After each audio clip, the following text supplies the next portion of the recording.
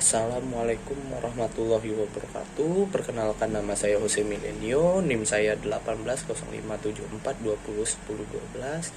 Di sini saya akan menjelaskan seputar hak asasi manusia, yang mana untuk memenuhi tugas dari mata kuliah hak asasi manusia yang diampu oleh Pak Irman SHMH.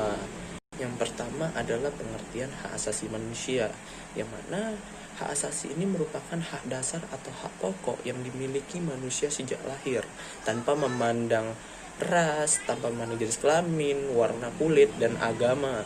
Nah, di sini dapat dikatakan pula bahwasanya hak asasi manusia itu merupakan hak dasar atau hak pokok yang secara kodrati melekat pada diri setiap orang yang memiliki sifat asasi dan universal. Jadi konsekuensi dari hak tersebut, maka setiap orang itu memiliki hak untuk mempertahankan dan memperjuangkan dirinya. Nah, jadi dan juga pada pasal 1 angka 1 Undang-Undang Nomor 39 Tahun 1999 disebutkan bahwasanya hak asasi itu merupakan seperangkat hak yang melekat pada hakikat dan martabat manusia sebagai makhluk Tuhan yang Maha Esa, dan merupakan anugerahnya yang wajib dihormati, dijunjung tinggi, dan dilindungi oleh negara, hukum, pemerintah, dan setiap orang demi kehormatan dan serta perlindungan terkait harkat dan martabat manusia. Nah, dari uraian tersebut dapat kita pahami bahwasanya hak asasi manusia itu dihormati dan dilindungi oleh negara dengan dikeluarkannya suatu peraturan perundang-undangan. Nah, dan juga hak asasi ini merupakan hak dasar atau hak pokok yang diperoleh sejak lahir, maka harus dihormati dan dilindungi oleh negara, pemerintah, dan setiap orang. Selanjutnya adalah perkembangan pemikiran hak asasi manusia, yang mana menurut seorang ahli hukum dari Prancis yaitu Karl Vasak, hak asasi manusia itu dibagi menjadi 3 generasi, yang mana ada generasi pertama, generasi kedua, dan generasi ketiga.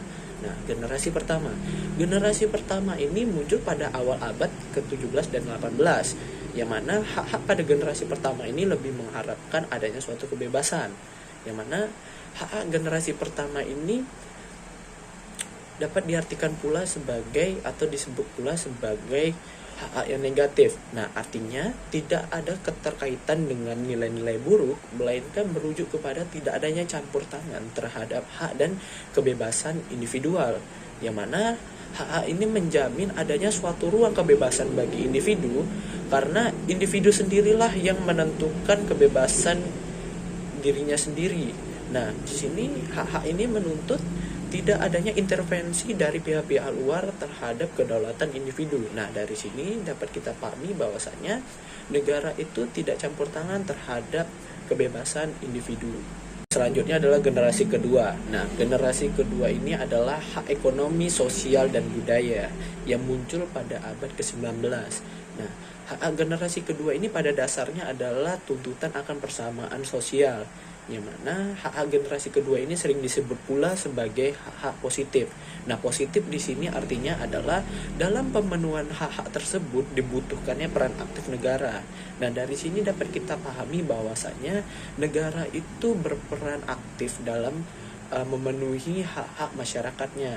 Di sini juga negara itu diwajibkan untuk menyusun dan menjalankan program-program bagi pemenuhan hak-hak tersebut. Contohnya, untuk memenuhi hak atas pekerjaan bagi setiap orang, negara ini harus membuat kebijakan ekonomi yang dapat membuka lapangan kerja. Selanjutnya adalah generasi ketiga. Nah, generasi ketiga ini muncul pada pertengahan abad 20, yang mana hak generasi ketiga ini adalah hak solidaritas, yang mana hak tersebut diperjuangkan bukan semata-mata untuk kepentingan individu, melainkan kepentingan kelompok orang, seperti hak atas perkembangan dan pembangunan, hak atas identitas kultural, hak atas perdamaian, hak atas lingkungan hidup yang sehat, hak atas partisipasi terhadap warisan semua umat manusia, dan hak generasi mendatang untuk keselamatan lingkungan hidup. Nah, dapat dikatakan pula bahwa hak generasi ketiga ini sebetulnya hanya mengkonseptualisasi kembali tuntutan-tuntutan nilai berkaitan dengan kedua generasi hak asasi manusia terdahulu. Selanjutnya adalah hak-hak yang dijamin di dalam Undang-Undang Nomor 39 Tahun 1999 tentang hak asasi manusia. Yang pertama adalah hak untuk hidup. Nah, Hak untuk hidup ini adalah hak mutlak yang dimiliki setiap orang yang tidak dapat dikurangi, seperti hak untuk hidup, hak mempertahankan hidup dan meningkatkan taraf hidupnya, hak untuk hidup yang tentram, serta hak untuk mendapatkan lingkungan yang sehat. Kedua adalah hak berkeluarga dan melanjutkan keturunannya, bahwa setiap orang itu berhak untuk membentuk keluarga dan melanjutkan keturunannya melalui perkawinan yang sah atas kehendak bebas calon suami dan istri. Kehendak bebas ini ialah tidak adanya paksaan ataupun tuntutan terhadap perkawinan calon suami dan istri tersebut. Lalu ketiga adalah hak untuk mengembangkan diri, yang mana setiap orang itu berhak memperjuangkan pengembangan dirinya baik secara pribadi maupun kolektif. Lalu keempat adalah hak untuk memperoleh keadilan, yang mana setiap orang itu berhak untuk memperoleh keadilan dengan mengajukan gugatan, permohonan maupun tuntutan baik secara pidana, perkara perdata maupun administrasi. Lalu kelima adalah hak kebebasan pribadi, yang mana hak ini merupakan hak yang dilindungi, seperti hak untuk tidak diperbudak, hak untuk memeluk agama, hak untuk dipilih dan memilih, hak kewarganegaraan, serta hak untuk bertempat tinggal. Selanjutnya yang keenam adalah hak atas rasa aman. Nah, hak atas rasa aman ini meliputi hak-hak yang dapat dilindungi secara fisik maupun psikologis, seperti hak suaka, hak perlindungan atas rasa aman, hak rahasia surat, hak bebas dari penyiksaan, dan hak untuk tidak diperlakukan sewenang-wenangnya. Nah, lalu ketujuh adalah hak atas kesejahteraan, yang mana dikategorikan dalam kelompok hak asasi manusia generasi kedua, yang mana sejajar dengan perlindungan hak ekonomi sosial budaya, yaitu hak atas terciptanya kondisi yang memungkinkan bagi setiap individu untuk mengembangkan kemampuannya semaksimal mungkin, yang mana di sini setiap orang itu berhak untuk mendapatkan hak atas kesejahteraan. Lalu kedelapan adalah hak untuk turut serta dalam pemerintahan, yaitu adalah hak untuk dipilih dan memilih tanpa paksaan ataupun ancaman. Lalu hak untuk mengajukan pendapat melalui wakil rakyat, yaitu DPR, DPD maupun DPRD. Yang kesembilan adalah hak perempuan, yang mana hak yang diberikan kepada kaum perempuan itu sama halnya dengan hak-hak lain yang telah disebutkan. Hanya saja hak kaum perempuan itu lebih dipertegas, yaitu hak perspektif gender dan anti diskriminasi.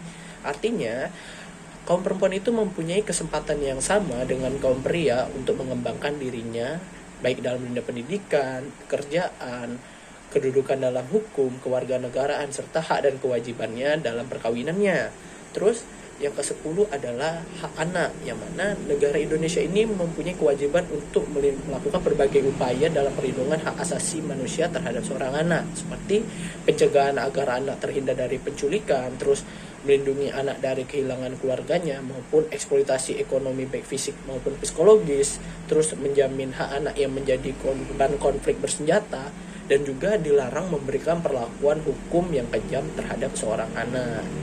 Nah, mungkin terhadap itu hanya itu sajalah yang dapat saya sampaikan dalam pembahasan kali ini. Mohon maaf jika ada kesalahan kata. Saya ucapkan wassalamualaikum warahmatullahi wabarakatuh.